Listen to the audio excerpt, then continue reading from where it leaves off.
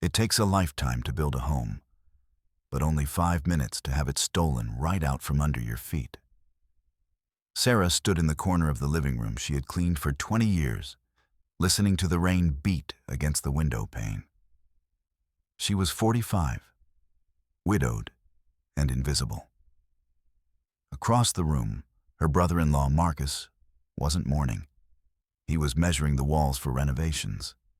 He was already calculating how much the family estate would sell for now that his eccentric brother was finally gone.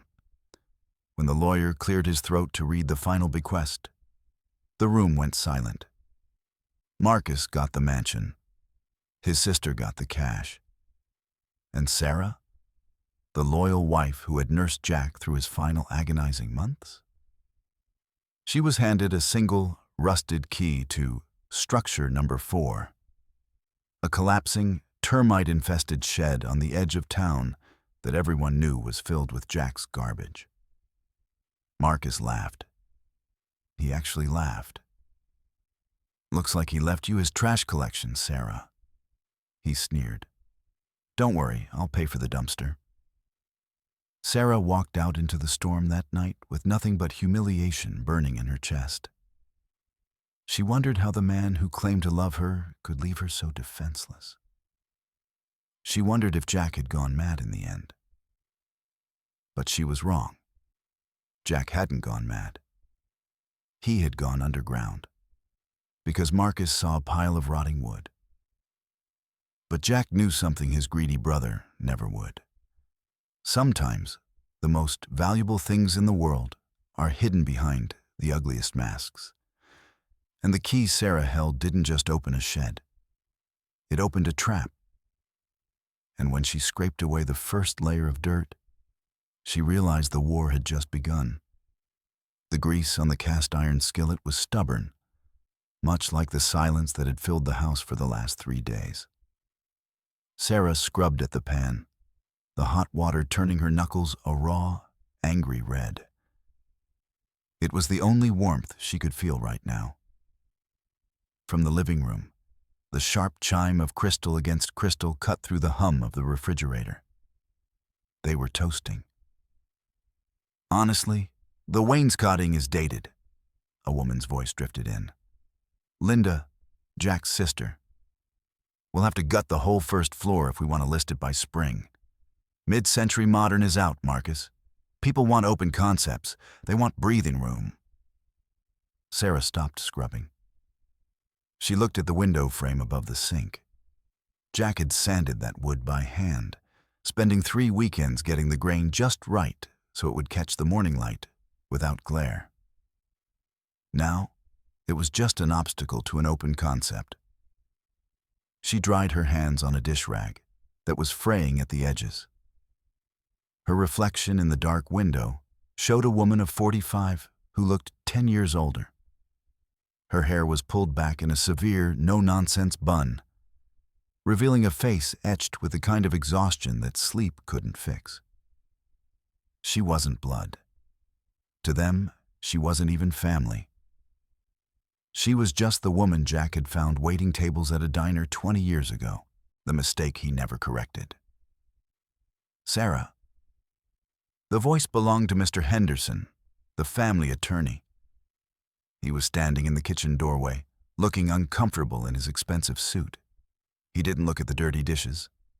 He looked at the floor. "They're ready for you," he said softly.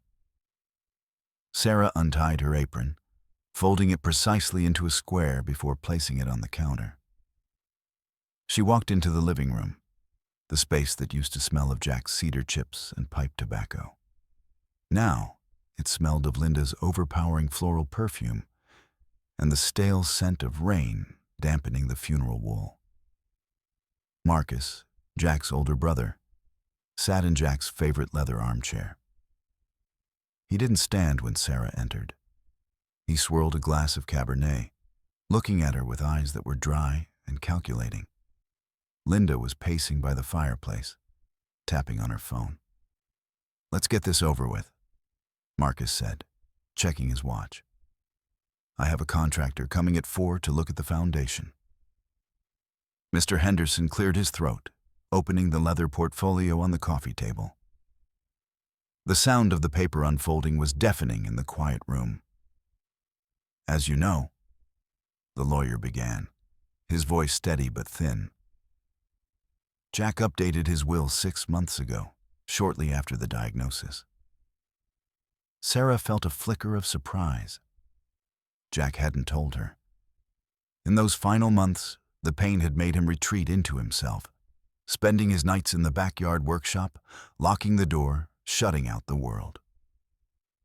To my brother, Marcus, Henderson read, I leave the family estate at 42 Oakwood Drive, including the land and all residential structures.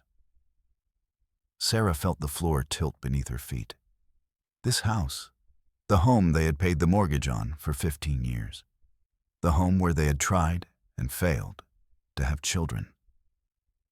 Gone. Linda stopped tapping her phone. A small, tight smile played on her lips. To my sister Linda, Henderson continued, I leave the entirety of my savings accounts, stocks, and liquid assets, totaling $450,000. Marcus nodded, satisfied. It was exactly as they expected. The bloodline kept the wealth. The outsider got nothing. And finally, Henderson paused, shifting in his seat. He looked at Sarah, and for the first time, there was genuine pity in his eyes. To my wife, Sarah, I leave structure number 4, located on the outer perimeter of the old lumber yard and its contents. The room went silent. Then, a short, barking laugh erupted from Marcus. The shed? Marcus choked out, covering his mouth. He left her the junk shed? Structure number 4, Henderson corrected, though his voice lacked conviction. That place is a hazard, Linda sneered, crossing her arms. Daddy used to store fertilizer and rotten timber there. It's practically a termite farm. Jack was always dragging trash in there, calling it inventory. God, he was delusional until the end. Sarah stood perfectly still. Her hands were clasped in front of her, trembling slightly. She didn't hear the insults. Her mind was racing back to the last time she saw Jack alive. He had grabbed her hand, his grip weak, his eyes feverish. I left you the work, Sarah. I left you the truth. She had thought it was the morphine talking. Is that it? Sarah asked. Her voice was low, raspy from days of not speaking. That is the entirety of the estate, Henderson confirmed. You have 48 hours to vacate the primary residence, Sarah. I'm sorry. It's the law. Marcus stood up, buttoning his jacket. The business was concluded. Look, Sarah, he said, his tone dripping with false benevolence. You can take the old pickup truck to haul your things. Consider it a bonus. But don't strip the copper wiring out of the walls on your way out, all right? We need this place inspected. Linda laughed again, a sharp, brittle sound. Good luck with the shed, honey. Maybe you can sell it for firewood, if the termites haven't eaten it all first. Sarah looked at them, really looked at them. She saw the soft hands that had never held a hammer. She saw the expensive shoes that had never walked through sawdust. They thought they had stripped her of everything. They thought they had won. She turned to the lawyer. Give me the keys. Sarah, you don't have to go tonight, Henderson stammered. It's pouring rain. Give me the keys, she repeated, her voice hardening like cured concrete. She took the small, rusted key ring from the lawyer's hand. It felt cold and heavy. Without looking back at the brother who stole her home or the sister who mocked her grief, Sarah walked to the front door. She grabbed her coat and the single battered suitcase she had packed that morning, because deep down, she had known. She had known they would come for the meat, leaving her only the bones. She stepped out into the driving rain.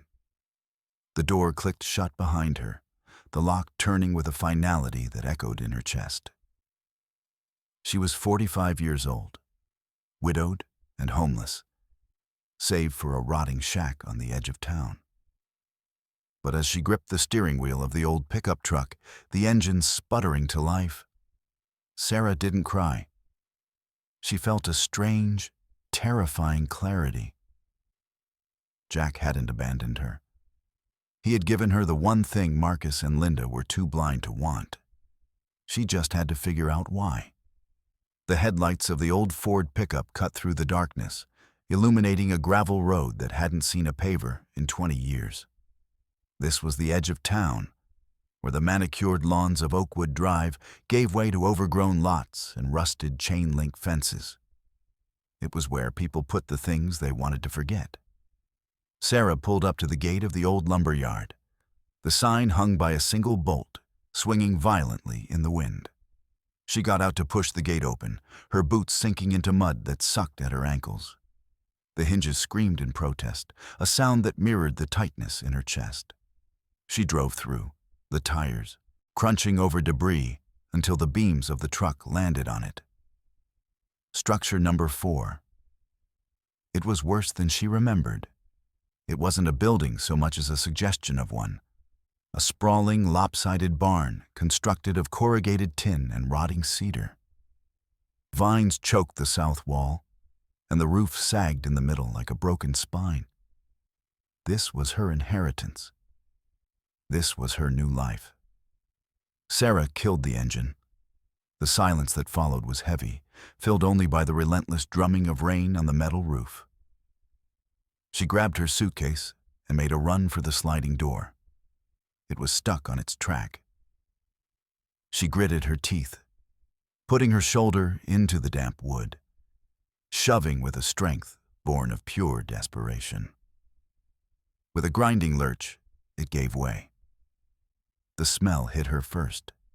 It was a thick, suffocating cocktail of turpentine, wet sawdust, and mouse droppings. But underneath that, faint and ghost-like, was the scent of Jack's pipe tobacco. She fumbled for the light switch. A single naked bulb flickered to life in the center of the cavernous room, casting long, eerie shadows. The space was a chaotic labyrinth. Floor-to-ceiling stacks of lumber created narrow, claustrophobic aisles. There were piles of what looked like driftwood, gnarly roots, and massive, rough-hewn logs that blocked the windows. In the corner, disjointed furniture parts, a table leg here, a cabinet door there, were heaped like firewood. "Oh, Jack," Sarah whispered, her voice trembling. "What is all this?" It looked like the hoard of a madman. Marcus was right. It was junk. Just piles and piles of heavy, useless wood that Jack had dragged here to die. A scuffling sound from the back of the shed made her freeze. It wasn't the scuttle of a rat. It was heavier. The strike of a lighter flared in the shadows, illuminating a young, sharp face framed by a hoodie.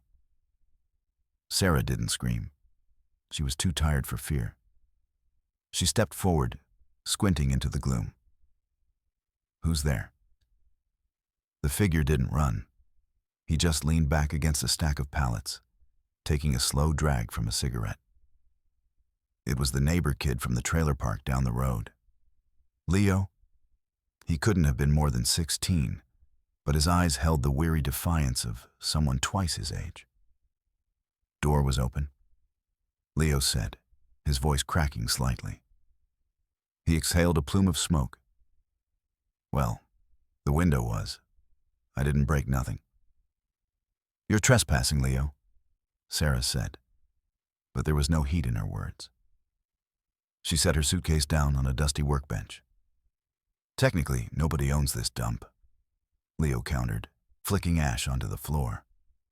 "Old man Jack used to let me crash here when my stepdad got loud. I figured, since he's gone, nobody'd care." Sarah looked at the boy.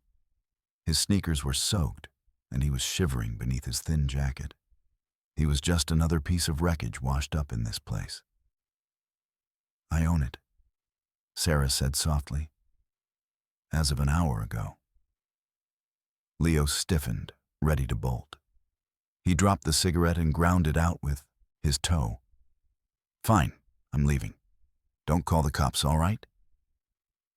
Before Sarah could answer, a loud metallic ping echoed through the shed. Then another. Then a steady rhythm. Water was dripping from the ceiling, landing squarely on a large drafting table in the center of the room. Sarah gasped. She rushed over. The table was covered in rolls of paper, Jack's drawings. The water was soaking through the top layer, turning the blue ink into a blurry mess. No, she panicked, grabbing a piece of stiff canvas from the floor to cover them. But the leak was spreading. Another drip started 5 feet away, splashing onto a stack of dark, unfinished planks. It's ruining everything, Sarah cried out, her composure finally snapping. She looked around frantically for a bucket, a tarp, anything. She grabbed a plastic sheet, but it was tangled under a heavy crate of tools. She pulled, but it wouldn't budge. She was weak, hungry, and alone. The futility of it all crashed down on her. She wasn't just trying to save some paper. She was trying to save the last evidence that her husband had existed, that he had a mind, a vision, and wasn't just the eccentric failure his family claimed he was. "Help me!" she yelled, her voice breaking. She didn't look at Leo. She just pulled at the crate, her fingernails tearing against the rough wood. "Please." For a second, there was only the sound of the rain. Then, a pair of hands appeared next to hers. They were calloused and dirty, with bitten fingernails. Leo didn't say a word. He jammed his shoulder under the crate and heaved. The wood groaned, shifting just enough for Sarah to rip the plastic sheet free. They moved in a synchronized chaos. Sarah threw the plastic over the drafting table. Leo grabbed a rusted bucket from the corner and kicked it under the worst leak.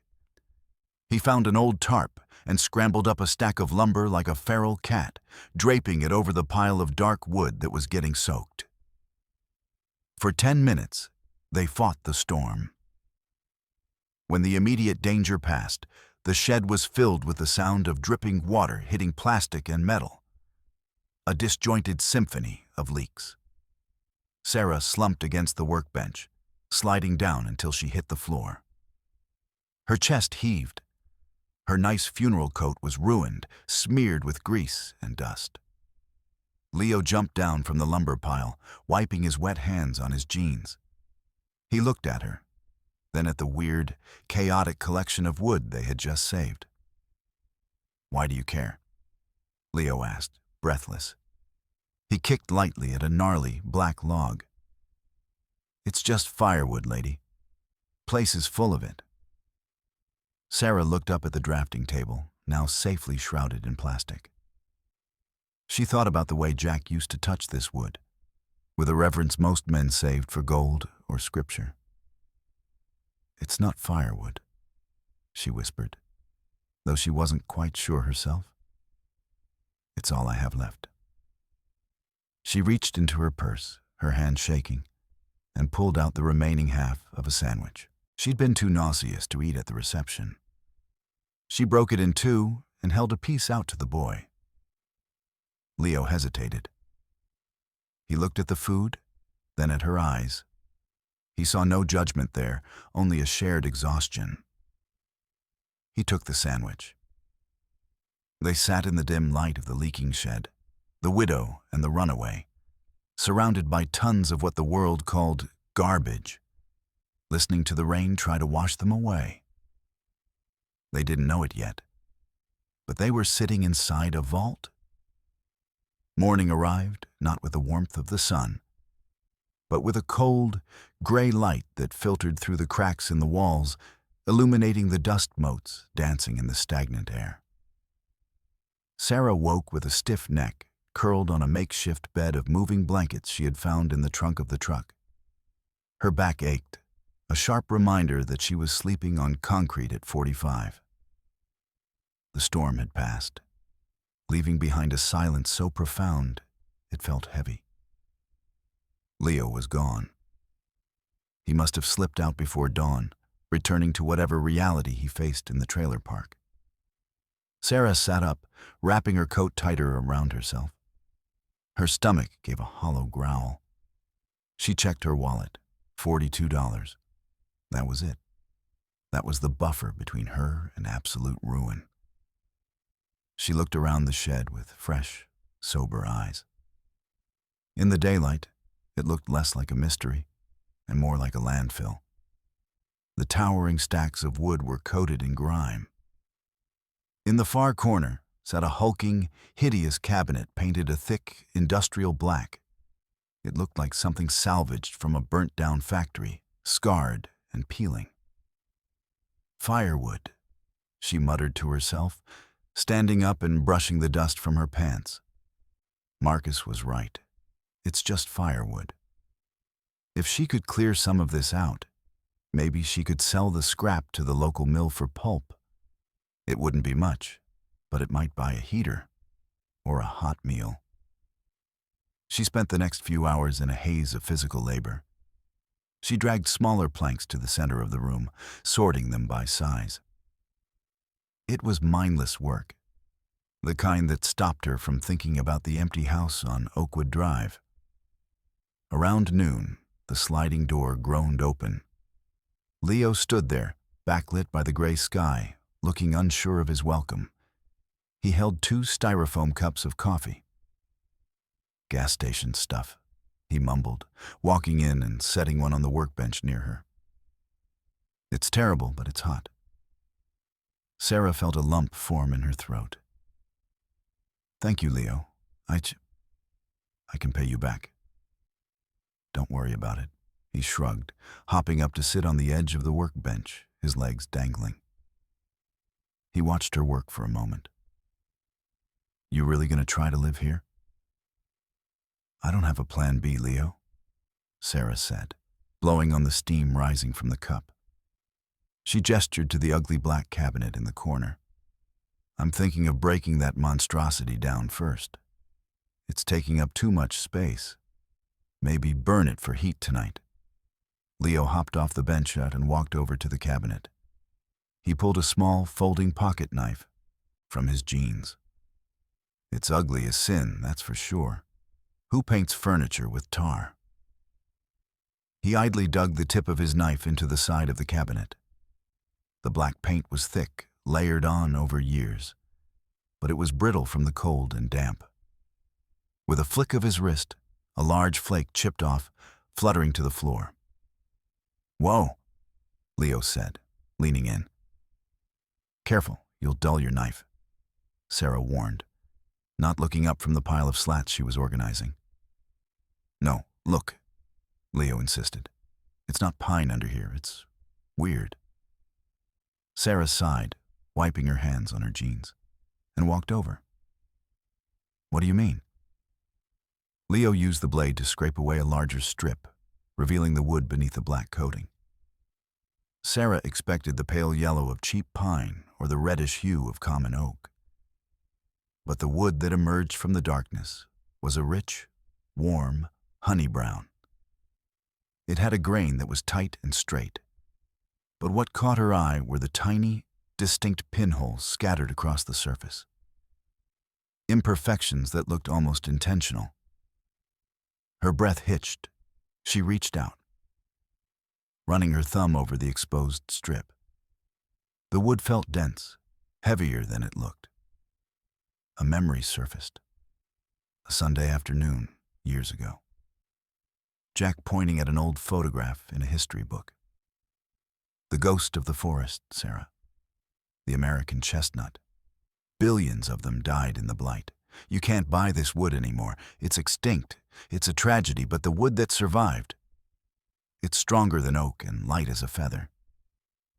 Give me the knife, Sarah commanded, her voice barely a whisper. Leo handed it over, eyes wide. Sarah scraped harder now, frantic. She peeled away a patch the size of her hand. The distinctive wormy texture was unmistakable. It was the holy grail of reclaimed lumber. And someone, Jack, had deliberately coated it in the ugliest, cheapest black paint imaginable. "Is it bad?" Leo asked, confused by her intensity. "No," Sarah breathed. "It's impossible." She yanked on the cabinet door. It was locked, but the wood around the latch was rotted. She pulled with all her weight, and the door popped open with a screech of rusted metal. Inside, it wasn't empty. Stacked neatly on the shelves were dozens of leather-bound notebooks, and beneath them, wrapped in oilcloth, were blueprints. Not blueprints for houses, but technical drawings for furniture, intricate, complex designs that looked like they belonged in a museum, not a shed. Sarah grabbed the top notebook. Her hands shook as she opened it. It was Jack's handwriting, jagged, hurried, frantic. Entry, October 14th. Found 3 beams of chestnut in the demolition of the old textile mill. Marcus wants to bulldoze it by Friday. I bribed the foreman to let me haul them out at night. I told him it was for scrap. He laughed at me. Let him laugh. I'll hide it in the black cabinet. They only see the rot. They never see the soul. Sarah flipped the pages. It was all there. Every piece of junk. In this, shed was catalogued. The stack of gray driftwood near the window. Submerged cypress, recovered from the river bottom, estimated age 200 years. The pile of dirty floorboards. Heart pine from the original 1890 courthouse. She looked up, her eyes sweeping across the chaotic, dirty room. The realization hit her with the force of a physical blow. This wasn't a hoard. It was a vault. Jack hadn't gone mad. He had spent 10 years rescuing history from the jaws of his family's bulldozers. He had disguised a fortune as a landfill because he knew with absolute certainty that if Marcus or Linda saw the value, they would sell it for quick cash. He had hidden it all behind a mask of ugliness, waiting for someone who was willing to get their hands dirty to find it. "Lady?" Leo took a step back. "You're looking kinda crazy." Sarah dropped the notebook onto the dusty floor and looked at the boy. A tear finally escaped, cutting a clean track through the grime on her cheek. But she wasn't sad. For the first time in months, the crushing weight on her chest began to lift. "Leo," she said, her voice steadying, gaining a steel edge it hadn't held before. "Go lock the gate." "What? Why?" "Lock the gate," she repeated, looking at the black cabinet that was worth more than the sports car Marcus drove. "And then come back here. We're not burning anything. We have work to do." She placed her hand flat against the honey-colored wood. It felt warm, as if the life of the tree was still humming inside, waiting to be woken up. The days that followed were not measured in hours, but in inches of exposed grain. The shed, once a tomb of cold, damp air, began to warm with the heat of friction and human will. Sarah enacted a strict code of silence. The heavy sliding door remained shut, barred from the inside. To the outside world, to the few cars passing by on the gravel road, structure number 4 was just a rotting eyesore waiting for a bulldozer. Inside, however, it was becoming a sanctuary. The work was grueling. The black paint Jack had used to disguise the American chestnut was stubborn, an industrial-grade enamel that fought every stroke of the scraper. Sarah's hands, once soft from years of domestic life, grew raw and blistered. Her fingernails were permanently stained with dark varnish, but she didn't care. Leo came every day after school and often stayed until the moon was high and pale through the skylight. At first, he complained. He whined about the smell of the chemical strippers, which hung in the air like a toxic fog. He griped about the tediousness of sanding the same 3-foot section of wood for an hour.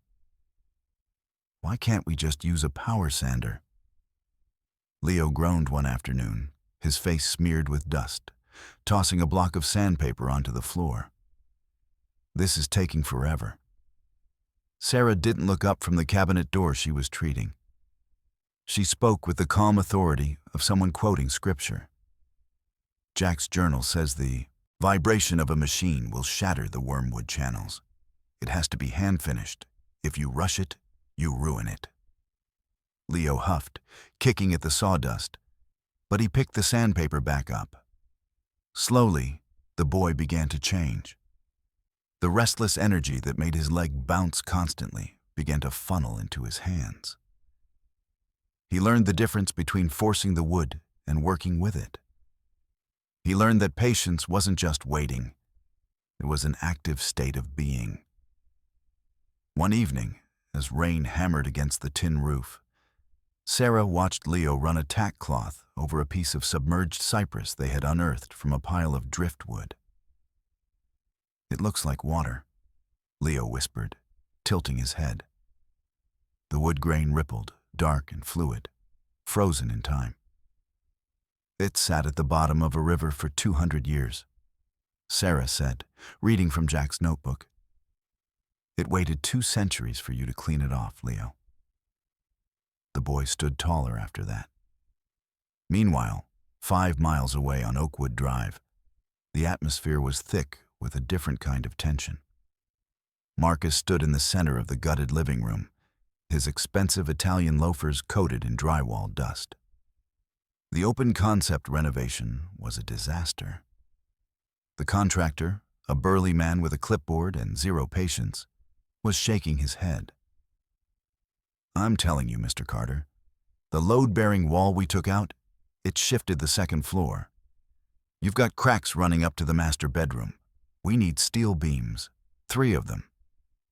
"How much?" Marcus snapped, massaging his temples. 20 grand, maybe 25. Linda, standing by the window, let out a screech of frustration. "We are already 50,000 over budget, Marcus. You said this flip would be quick cash. We haven't even listed it yet, and we're bleeding money." "It's an investment, Linda," Marcus shouted back, his voice echoing in the hollow shell of his brother's former home. "Once we sell, we'll double our money. We just need to finish." But the house seemed to be fighting them. Every time they tore something down, they found a problem Jack had fixed with eccentric, non-standard methods that required expensive updates. They were stripping the character out of the home, and in return, the home was draining their bank accounts. Marcus walked to the window, staring out at the rain. His car dealership was having a slow quarter. His liquid cash was drying up. He needed a win. He needed an asset he could liquidate without effort.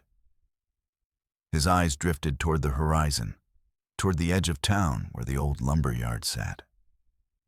"Whatever," Marcus muttered, pulling out his phone. "Just put the beams in. I'll find the money." Back in the shed, the transformation was nearing its peak. It had been 3 weeks. The hideous black cabinet was gone. Standing in its place was a skeleton of golden brown timber, reassembled and partially restored. It was large, a highboy chest of drawers, but the design was unlike anything Sarah had ever seen. It curved and flowed, the American chestnut glowing with an inner light, the tiny wormholes adding a texture that felt ancient and organic. It wasn't just furniture. It was a cathedral built for socks and shirts. Sarah was applying the first coat of tung oil. The smell was nutty and rich, replacing the chemical sting of the stripper. As the oil soaked in, the wood popped, the colors deepening into amber and honey.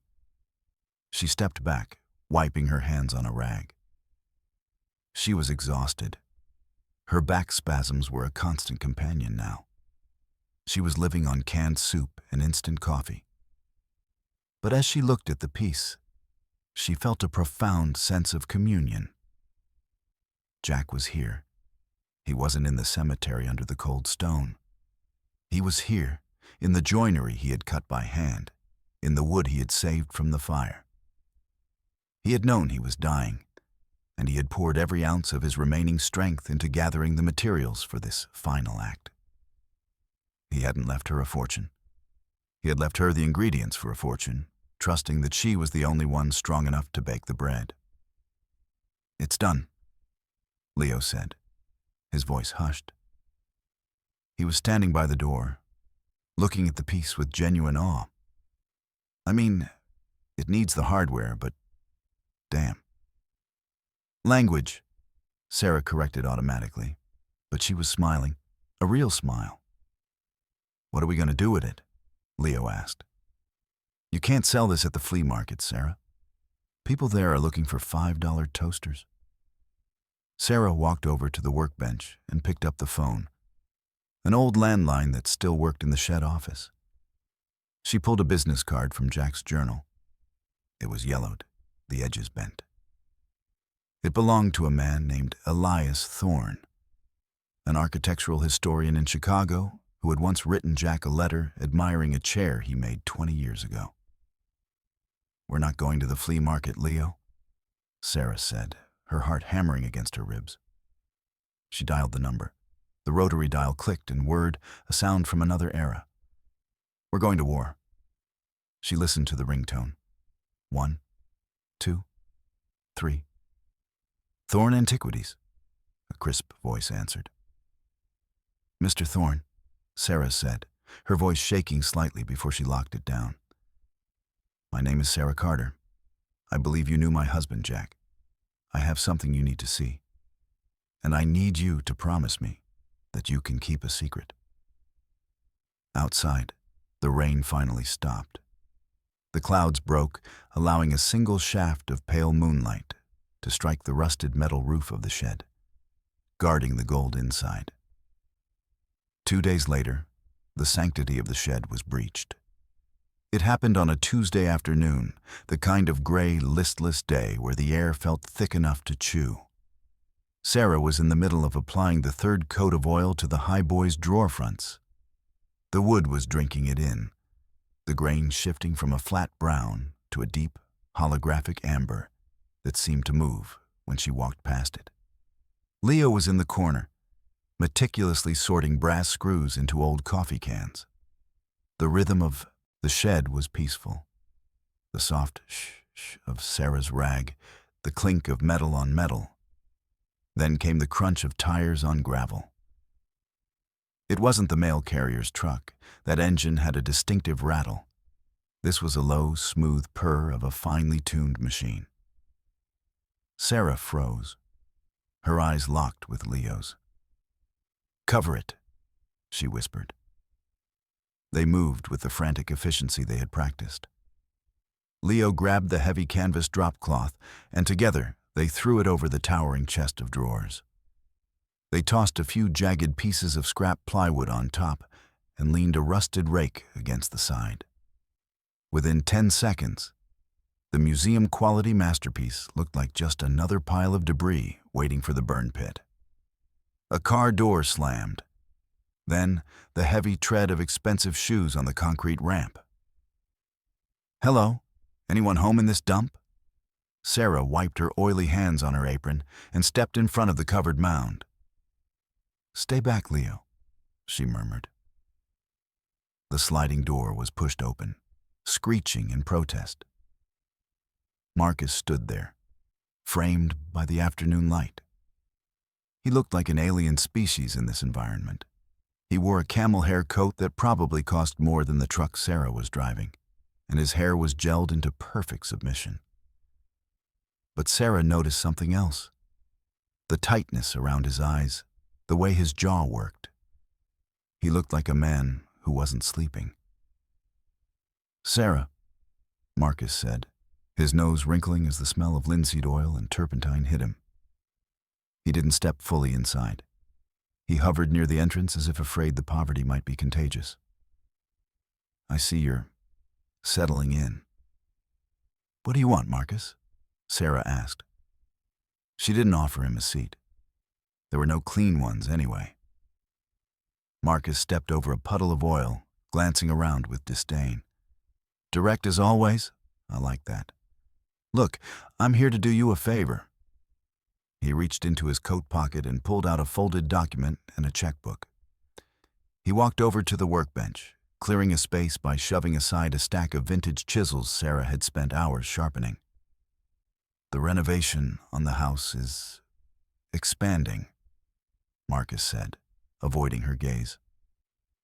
We need to liquidate some peripheral assets to keep the cash flow healthy. The land this shack sits on? It's zoned for commercial use. I've got a buyer interested in paving it for a storage facility. Sarah felt a cold stone drop in her stomach. You can't sell it. Jack left the structure to me. He left you the structure? Marcus corrected, his voice dripping with legal condescension.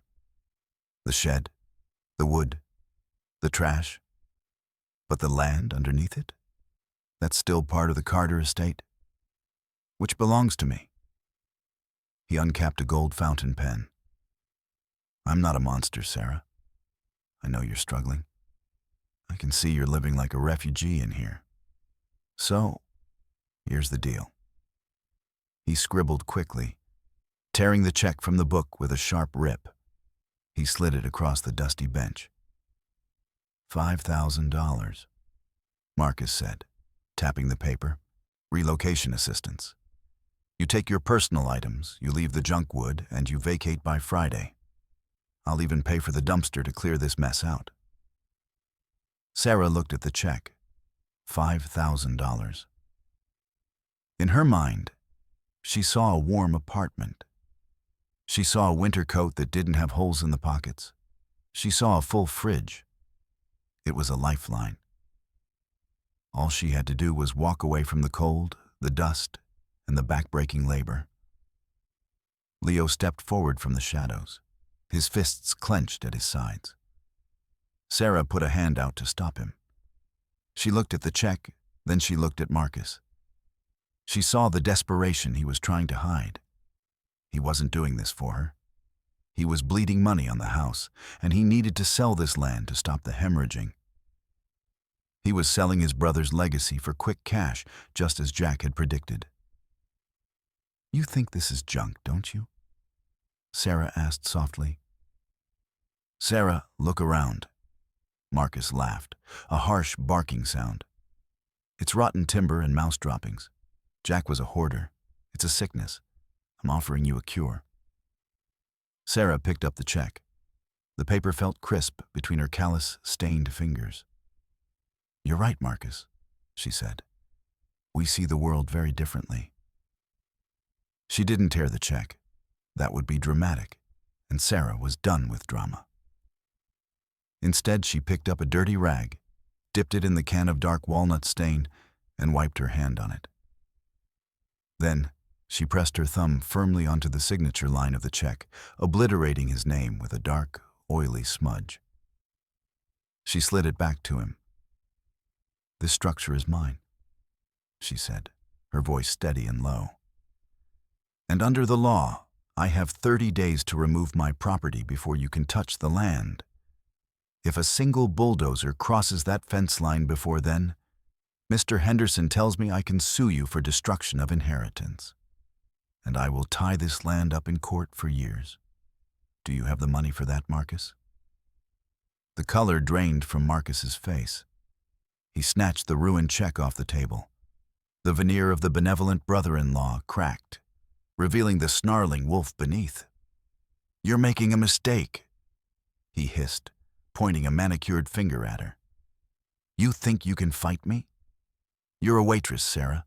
You're nobody. I'll have the eviction notice posted in the morning. You have 30 days, not a second more. He spun on his heel, marching out of the shed. And get rid of that stray kid, he shouted over his shoulder.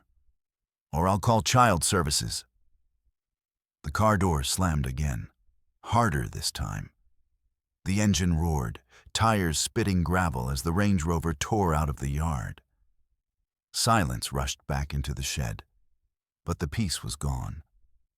Sarah leaned against the workbench, her legs suddenly trembling. She had bought them time, but the clock was ticking louder now.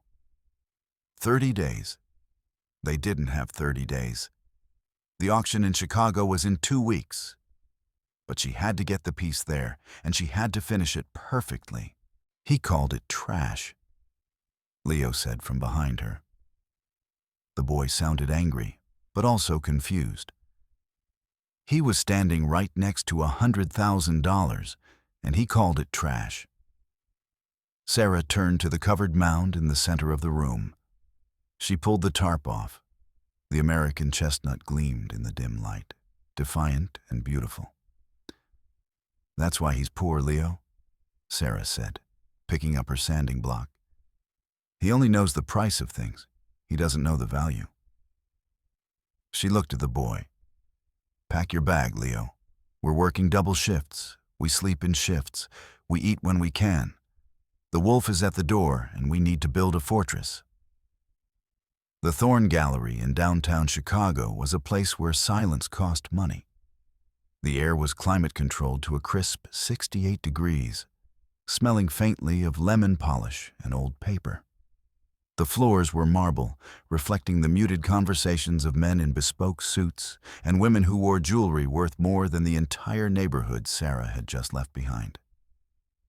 Sarah stood near the back of the auction hall, her hands clasped tightly in front of her. She wore a simple navy dress she had found at a consignment shop. It was clean and pressed, but against the backdrop of silk and cashmere filling the room, she felt like an imposter. Leo stood next to her. He had scrubbed the grease from under his fingernails and slicked his unruly hair back. He looked uncomfortable in a stiff white shirt and tie, shifting his weight from foot to foot, his eyes darting around the room like a cornered animal evaluating escape routes. "Relax," Sarah whispered, though her own heart was hammering a frantic rhythm against her ribs. "We belong here. These people look like they eat money for breakfast," Leo muttered out of the side of his mouth. Sarah didn't answer. Her gaze was fixed on a small, raised stage at the front of the room, where a velvet curtain concealed a large, looming shape. Suddenly, the heavy oak doors at the entrance swung open. Sarah felt a chill that had nothing to do with the air conditioning. Marcus and Linda walked in. They looked haggard. Marcus's suit was sharp, but his face was gray, the skin sagging around his jawline. Linda was nervously twisting a diamond ring on her finger, one of the few family heirlooms they hadn't sold yet. They were here to liquidate the last of the Carter family silver, a desperate attempt to stop the bleeding from the disastrous renovation. They spotted Sarah almost immediately. Confusion washed over Marcus's face, quickly replaced by a sneer of recognition. He said something to Linda, and they beelined across the room, cutting through the crowd with the entitlement that was their birthright. "Sarah?" Linda's voice was a harsh whisper, dripping with disbelief. She raked her eyes over Sarah's thrift store dress. "What on earth are you doing here? Did you follow us?" "This is a private auction, Sarah," Marcus hissed, stepping close to keep his voice low. "You need an invitation. If you're here to beg for more time on the shed, this isn't the place. I told you, the eviction notice is final." Sarah looked at them. For years, their judgment had made her feel small. It had made her feel like the waitress Jack had picked up, the charity case. But today, standing on the marble floor with the secret of the shed waiting behind that velvet curtain, she felt a strange, cool distance. "I'm not here to beg, Marcus," Sarah said calmly. "I'm here to sell." Marcus blinked, then let out a short, incredulous huff of air. "Sell what? Your old truck? Security is going to escort you out the second they realize."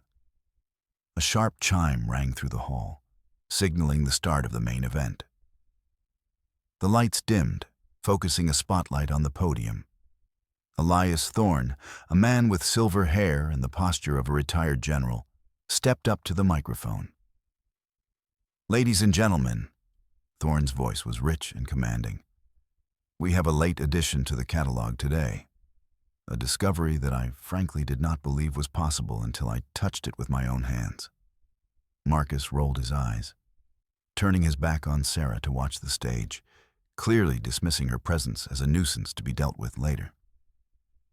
"Lot number 204, Thorne announced, "recovered from the estate of the late craftsman Jack Carter." Marcus froze. His head snapped up. Linda gasped, her hand flying to her mouth. "This piece," Thorne continued, his voice dropping to a reverent hush, "is constructed entirely of American chestnut. Not reclaimed barn wood, but virgin timber, preserved for decades and hidden away. It features hand-cut dovetail joinery, wormy chestnut paneling, and a submerged cypress inlay. It is, without exaggeration, the last great work of American botanical history." Two assistants in white gloves stepped forward and pulled the velvet cord. The curtain fell. The highboy stood alone under the spotlight. It didn't look like furniture. It looked like a living thing. The tongue oil finish Sarah and Leo had labored over caught the light, making the wood glow from within. The honey gold tones of the chestnut swirled around the dark, mysterious veins of the cypress. It was imposing, elegant, and heartbreakingly beautiful. A collective gasp went through the room. It was the sound of desire. Pure, unadulterated want. Marcus staggered back a half step, as if physically struck. He knew that shape. He had seen it covered in black tar, sitting in a shed he called a garbage dump. He had stood 3 feet from it and offered Sarah $5,000 to leave. "No," Marcus whispered, the color draining from his face until he looked like a ghost. That's the junk." "Bidding will start," Thorne announced, looking directly at Sarah in the back of the room. "At $50,000. 50,000. A paddle shot up in the front row. 60,000. Another voice called from the left. 75. The room erupted. It wasn't a polite auction anymore. It was a feeding frenzy. Collectors knew that American chestnut in this condition was extinct. It was like bidding on a dinosaur bone carved by Michelangelo. Sarah watched the numbers climb. 100,000. 150. She looked at Leo. The boy was staring at the stage, his mouth slightly open. He looked at his own hands, the hands that had sanded that wood, the hands Marcus had threatened to call child services on. He looked at Sarah, and a slow, wide grin broke across his face. $200,000, the auctioneer called out. "Do I hear 250? 250,000. A representative from a New York museum said calmly into her phone. Marcus was trembling. He turned to look at Sarah. His eyes were wide, filled with a horror that went beyond money. It was the horror of a man realizing he had held a winning lottery ticket and used it to wipe his boots. "Sarah," he choked out, reaching a hand toward her, his arrogance completely shattered. "Sarah, wait. That's family property. We need to stop this. We can work something out." Sarah didn't look at the stage. She didn't look at the money piling up. She looked directly into Marcus's eyes. $300,000. The gavel hovered in the air. "It's not family property, Marcus," Sarah said softly, her voice cutting through the noise of the crowd. "It's the contents of the shed. You drafted the will. You signed the eviction. Going once." "Sarah, please," Linda begged, tears of panic welling in her eyes. "We're going to lose the house. The bank is calling the loan." "Going twice." Sarah thought of the rain leaking onto her face. She thought of Leo shivering in the cold. She thought of Jack, dying alone with his secret because he knew his family would never understand. Sold. The gavel struck the block with the sound of a gunshot. To the Museum of Modern Design for $320,000. The room broke into applause. People turned to look for the artist, the owner. Sarah didn't clap. She just took a deep breath, inhaling the expensive air of the gallery. And for the first time since Jack died, she exhaled the weight of the world. She turned to Leo and offered him her arm. "Come on, partner," she said. "Let's go get some dinner. I think we can afford the good pizza tonight." She walked past Marcus and Linda, who stood frozen in the wake of their own destruction, two statues of regret amidst a sea of celebration. The adrenaline of the auction room faded the moment the heavy double doors swung shut behind them, replaced by the hushed, sterile quiet of the gallery lobby. Sarah walked toward the exit, her heels clicking a steady rhythm on the polished marble. She didn't feel triumphant. She felt light, as if gravity had decided to loosen its grip on her for the first time in 20 years. Leo walked beside her, glancing back over his shoulder every few seconds. He looked like a kid who had just gotten away with a bank heist, eyes wide and vibrating with nervous energy. "Sarah," he whispered, clutching the strap of his messenger bag. 300 grand. That's real, right? That wasn't Monopoly money?" "It's real, Leo," she said, pushing the revolving glass door. They stepped out into the cool Chicago evening. The city was alive with the hum of traffic and the distant wail of sirens, a stark contrast to the silence of the shed. But before they could reach the curb to hail a cab, a hand clamped down on Sarah's shoulder. It wasn't a gentle touch. It was a desperate claw. Sarah spun around. Marcus stood there, his chest heaving, his perfect hair windblown and disheveled. Linda was right behind him, her mascara smeared beneath her eyes, looking less like a socialite and more like a frightened child. "You don't get to walk away," Marcus panted, his voice thick with a mix of rage and panic. "Not with that money. That check belongs to the estate." Sarah shrugged his hand off her shoulder. She didn't step back.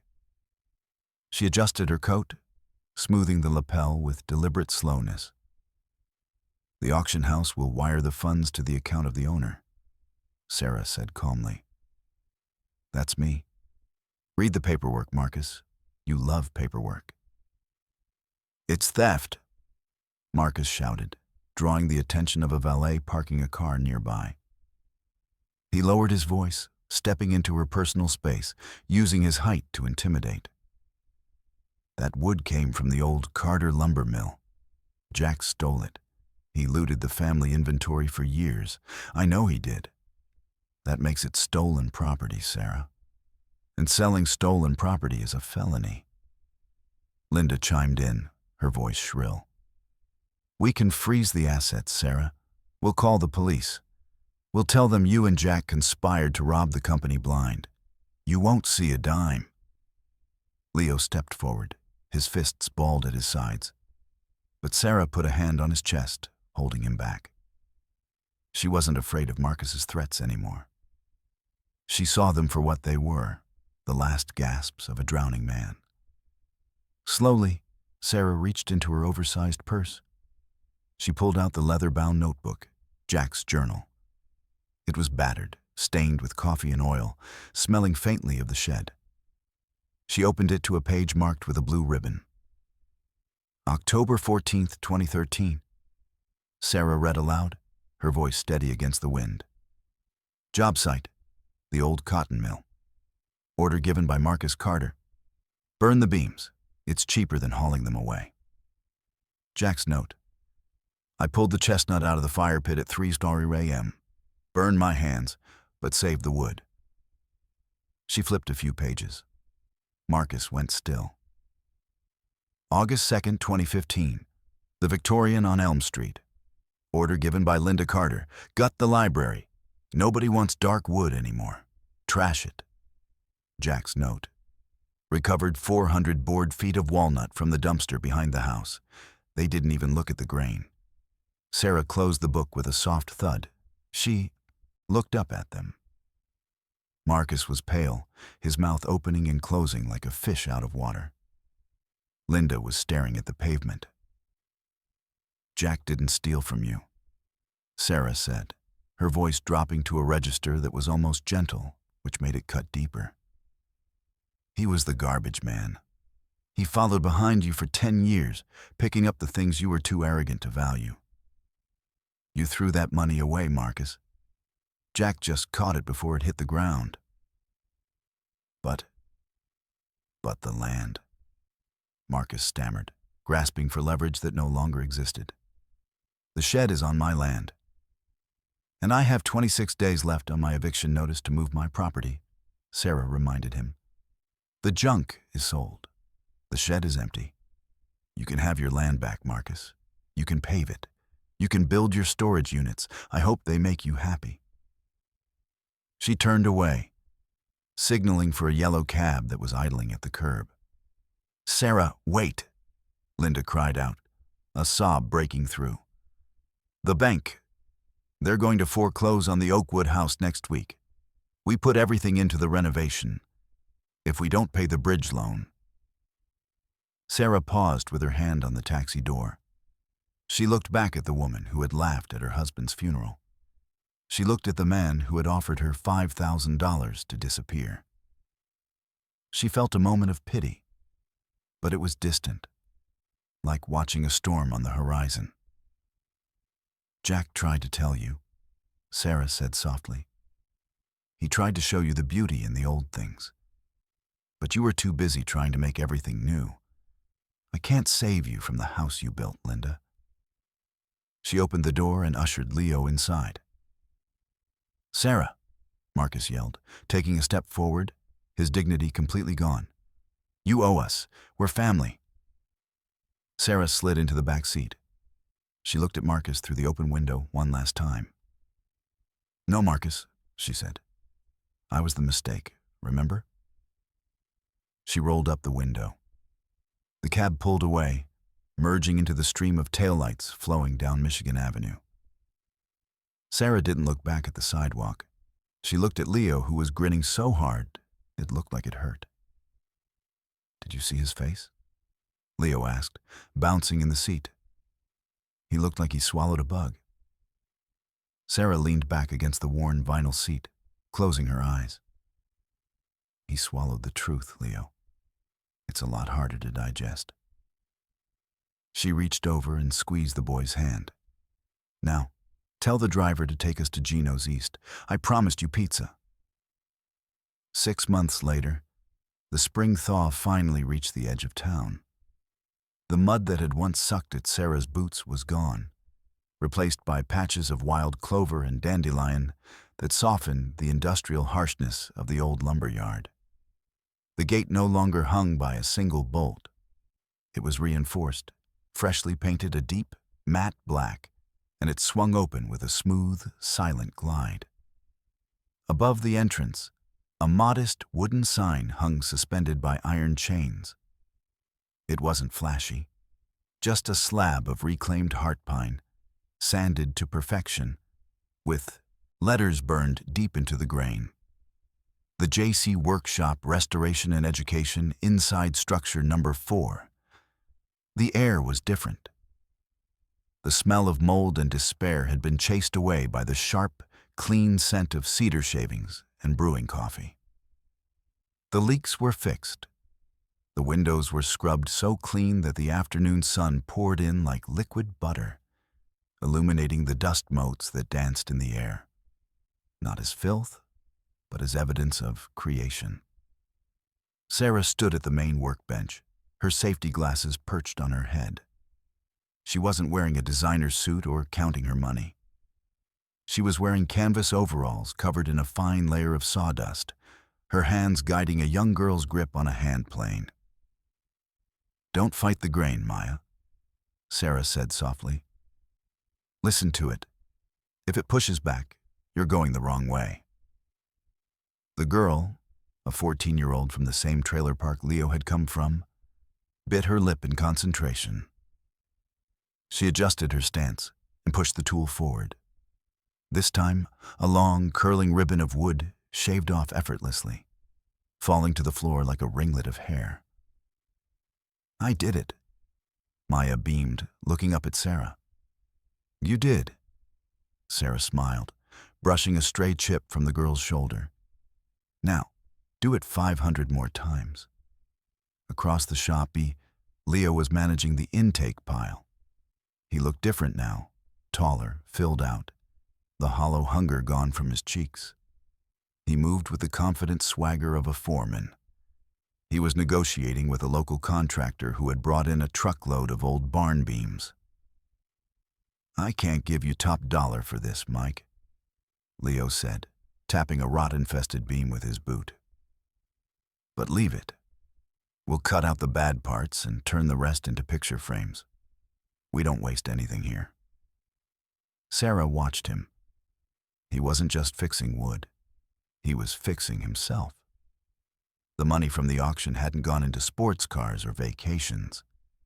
Sarah had used it to buy the land from Marcus, who had been forced to sell at a humiliating loss to avoid bankruptcy, and to renovate the shed into a fully functioning trade school for kids who, like the wood they worked on, had been written off by the world.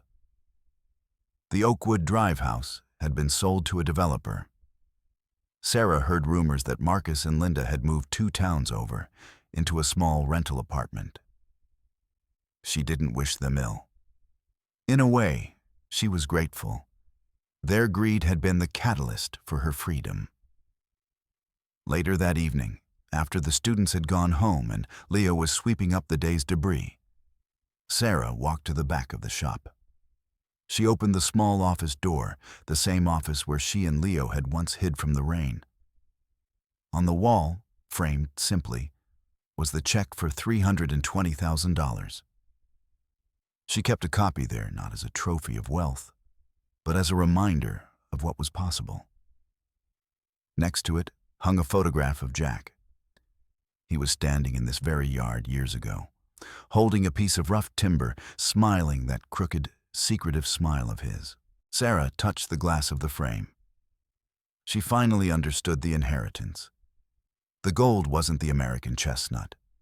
The gold wasn't the money. The gold was the resilience required to find it. Jack knew that if he had left her a pile of cash, Marcus would have sued for it, or the grief would have consumed her. Instead, he left her a puzzle. He forced her to work, to struggle, to partner with a lost boy, and to discover her own strength in the process. He didn't just leave her a fortune. He built her a spine. "Hey, Sarah," Leo called out from the main floor, his voice echoing in the high rafters. "Lights out?" Sarah turned off the office lamp, plunging the room into a soft blue twilight. She walked out to join him. "Lights out, Leo," she agreed.